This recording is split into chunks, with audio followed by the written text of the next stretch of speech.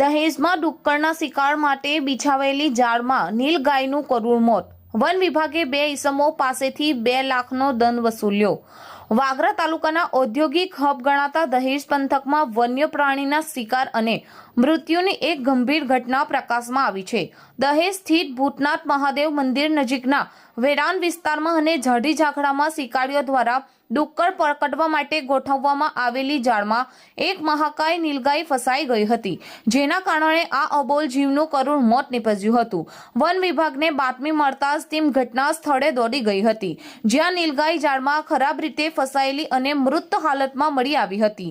Vagra one વિભાગે આ ઘટનાની ગંભીર નોંધ લઈ ઝીણવટભરી તપાસ હાથ ધરતા આ કૃત્ય સ્થાનિક રહીશોનું હોવાનું બહાર આવ્યું હતું. તપાસમાં દહેજના રહેવાસી અજય કનુ તલાવાલિયા અને રાકેશ સનાભાઈ રાઠોડના નામો ખુલ્યા હતા. પૂછપરછમાં તેમણે કબૂલ્યું હતું કે આ જાળ ડુક્કર પકડવા બિછાવી હતી, પરંતુ તેમાં નીલગાય ફસાઈ ગઈ હતી. ભરૂચના નાયબ વન સંરક્ષક ભાવનાબેન દેસાઈ અને મદદનીશ વન સંરક્ષક વિજયભાઈ ચૌધરીના સીધા માર્ગદર્શન હેઠળ વાગરા આરએફઓ વીવી ચારણ અને તેમની ટીમે બંને આરોપીઓ વિરુદ્ધ વન્ય પ્રાણી સંરક્ષણ ધારા હેઠળ ગુનો દાખલ કરી કુલ ₹2 લાખનો દંડ વસૂલ કર્યો છે. વન વિભાગની આ સઘન કામગીરીને પગલે ગેરકાયદેસર શિકાર કરતા તત્વોમાં ફફડાટ વ્યાપી ગયો છે. નીલગાયના મૃત્યુનું ચોક્કસ કારણ હજુ અકબંધ છે. પ્રાથમિક દ્રષ્ટિએ નીલગાય જાળમાં લાંબા સમય સુધી ફસાઈ રહેવાથી ખોરાક પાણીના અભાવે તેમજ તડફડિયા મારીને મૃત્યુ પામી હોવાનું મનાય છે. જોકે વન વિભાગ એ દિશામાં પણ તપાસ કરી રહ્યું છે કે શું તેને કોઈ ઝેરી પદાર્થ કે ઇન્જેક્શન આપવામાં આવ્યું હતું કે કેમ. હાલ તો પોસ્ટમોર્ટમ રિપોર્ટની રાહ જોવાઈ રહી છે, જેના આવ્યા બાદ જ મૃત્યુનું વૈજ્ઞાનિક કારણ સ્પષ્ટ થશે. આ સમગ્ર ઘટના અંગે વાગરા આરએફઓ વીવી ચારણે મહત્વનું નિવેદન આપતા જણાવ્યું હતું કે પ્રાથમિક દ્રષ્ટિએ આ વિસ્તારમાં નીલગાયના શિકારની પ્રવૃત્તિ થતી હોય તેવું જણાતું નથી. તેમણે તર્ક રજૂ કર્યો હતો કે સ્થળ તપાસ દરમિયાન ત્યાં વિચરણ કરતી અન્ય નીલગાયોમાં મનુષ્યો પ્રત્યે કોઈ ભય કે ડર જોવા મળ્યો ન હતો.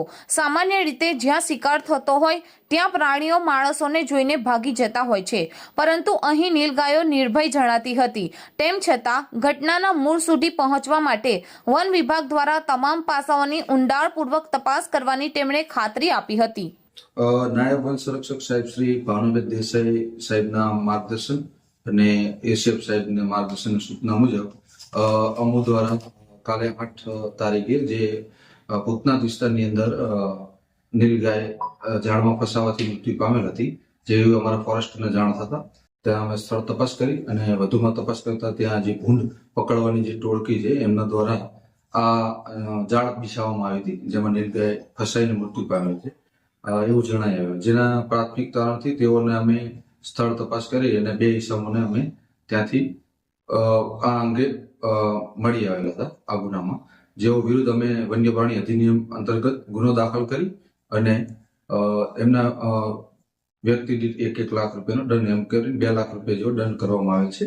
અને વધુમાં નીલગાયનું પીએમ કરી અને એફએસએલની અંદર મૂકી નીલગાયનું હકીકતમાં શું કારણે મૃત્યુ પામેલ છે તેની વધુ તપાસ અર્થે મોકલી આપવાની કાર્યવાહી હાથ ધરી છે.